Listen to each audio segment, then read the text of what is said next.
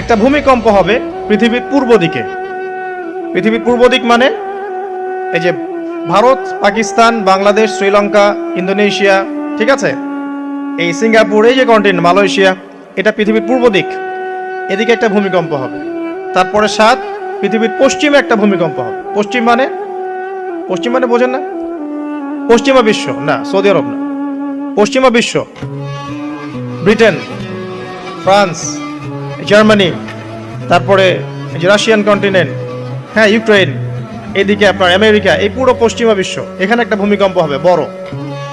এবং এগুলো এমন হবে যেগুলোতে ভূমি মাটিতে ধসে যাবে, মাটিতে ডুবে যাবে। ভূমিকম্প না, ভূমিধস।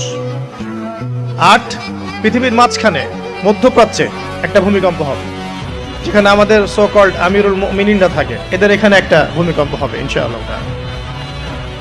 আর 9 ইয়েমেন থেকে একটা আগুন বের হবে। ইয়েমেন থেকে একটা আগুন বের হবে, যে আগুন মানুষকে হাসরের মাঠের দিকে তাড়িয়ে নিয়ে আসবে। আরেকটা বলেছেন 10 নম্বর, সূর্য উঠবে পশ্চিম দিক থেকে। সূর্য উঠবে পশ্চিম দিক থেকে, তাহলে আর সময় নাই, পৃথিবীর সময় শেষ।